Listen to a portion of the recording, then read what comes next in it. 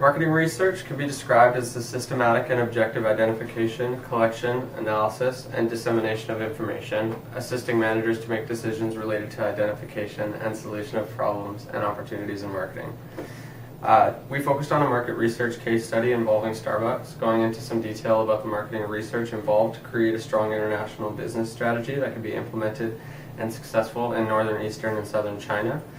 We'll be talking about the following marketing plan elements: mission statement, situational analysis, objectives, target market strategy, marketing mix, implementation, evaluation, and control. And Starbucks' mission statement is, our mission is to inspire and nurture the human spirit, one person, one cup, and one neighborhood at a time. So I'll be talking about the SWOT analysis for Starbucks, and first we'll go over their strengths. So their market strategy focuses on customer interactions, as opposed to having big box advertisements. So they focus on that one-to-one interaction and having their baristas be their personal advertisement. And that's one of the ways they build their unique brand and differentiate themselves from other stores and products. They try to maintain brand integrity in new markets. So they look at those cultures and they try and integrate their core brand and their brand values with that new culture that they're trying to break into. Starbucks global brand also values maintaining brand integrity in other markets as well as in North American markets. Their weaknesses are higher price points. Many stores that sell coffee like this don't sell it at the high price point that Starbucks does because of this brand image. And they have the value in individual service in the UK and Chinese locations has been degraded because Starbucks does not pay tax there, and it's affected the service negatively. Another weakness is controversial issues and negative consumer responses. You can think of just a couple with the Christmas cups and other PR moves that Starbucks has made, removing their name from their logo, where consumers haven't been happy with these changes, and it's been negative PR for Starbucks. The next segment is opportunities. So they've expanded internationally to Asia, Africa, and the Middle East, and they specialize products by geological location, as said before. They have partnered with local businesses as well to further integrate their products and business into those cultures and to help integrate their product and have it accepted by the cultures there. So they did a partnership with North China, Beijing Meidai Coffee, and they partnered with them to bring their product to China. And the last is threats, and Starbucks differentiates high quality and excellent service, which has caused customers to shift towards other businesses such as McDonald's, because they could get the same product and the same service for a little bit cheaper. And Starbucks also lacks ownership of coffee farms, which could be a threat to their business because they don't actually control the product that they end up refining and selling to their consumers. So one of Starbucks' objectives when entering China was to offer quality products while emphasizing customer relations. So the baristas in China acted as brand ambassadors to help embed the Starbucks culture in the new market and ensure that high standards for customer service and product quality are maintained at each new store. Another one of their objectives was they want to enter the international stage and emphasize its global presence.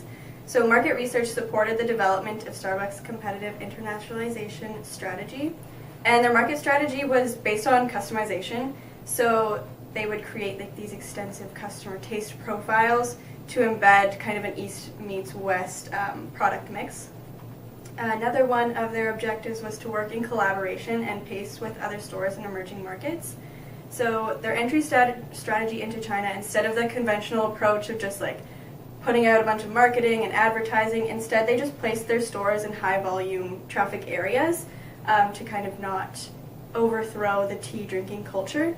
And they wanted to bridge the gap between the tea drinking and the coffee drinking by introducing their beverages into Chinese stores that include those local tea-based ingredients. And another one of their objectives was to accomplish their mission statement. So again, looking at the one cup, one neighborhood, they wanted to create an aspirational brand. So Starbucks customers in China could look forward to what is called the third place experience. And this experience conveys that status is highly appealing to those wanting those Western standards. And when Starbucks opens a new store in an emerging market like China, the best baristas are sent for the launch and to conduct the training of the new baristas to carry on once the launch has completed. So I'm going to be talking about Starbucks' target market strategy. So I'm going to go through segmentation, targeting, and positioning. So for segmentation, Starbucks uses psychographic segmentation. So when they went to China, they demonstrated psychographic segmentation by appealing to lifestyle. So they conveyed a status that really appeals to those aspiring to Western standards. They also use demographic segmentation. So this is targeting specifically those with a higher income or upper middle class. And I don't think I ever really realized the difference in how Starbucks does this, but I realized like if you compare Starbucks to Tim Hortons, you can kind of see that difference in price and quality and how they do that. So for targeting, they use concentrated targeting, so they select their market niche and really appeal and target that area. So with their high quality products and services, this is demonstrated. So when they went to China, they sent their best baristas there to really get that community relationship going and to make a good impression there. For another strategy for targeting is multi-segment targeting. So you can compare their Canadian market target market and their Chinese target market, and so they have a distinct marketing mix for each. So for example, when they went to China, they introduced more tea and local tea-based ingredients to appeal to that market, and they also didn't use conventional ads out of respect for the culture in China. As far as positioning, they're strategically placed in high traffic areas and very visible areas, and they really work hard to be viewed as a luxury good, and that's again going back to appealing to those with higher incomes. And they also value individual and making the in-person connections, which also is demonstrated in bringing their best baristas. I'm going to be talking about the marketing mix for Starbucks. So we're going to go through the first point, product. Starbucks offers high quality products and high class production standards. So this kind of goes with their the research into what their consumers want, and they like having that high quality feel of just even through the cups and some of the packaging to the production standards of everything, no matter where they are, where they're going, being the same. So that's just something that they've noticed has been kind of a part of their brand through their products. High quality service and uniform service standards, so no matter what location, no matter where they are, they've noticed that consumers keep coming back because they can expect that same kind of quality that Starbucks offers everywhere, the same feel to their locations through their service that they offer, through what they're bringing to the table, as well as luxury product design to target high class consumers, so that like very fancy appeal and feel to the products and the like atmosphere of the locations is what they kind of offer through their product appeal, and that's what they've noticed kind of grabs people and draws them in through what they've seen trends in the market. The next point, place. So they have a big like global market. They've kind of expanded throughout North America and into other international places to like such as China. They've recently expanded into, and they've had lots of grab in that kind of a sense, as well as the convenient availability through well-placed storefronts. So if you notice when you're out and about, you'll see a Starbucks, and then like a block away you'll see another Starbucks. That's kind of part of what they've seen being effective ways of drawing people in, just having so many locations. You walk a block, oh, I want a coffee, you don't have to walk back, you just jump in right there and it's just available to you. So they've noticed that through their placing of storefronts, that's another way that they can kind of get ahead of the competition and be just different and add that to their marketing strategy.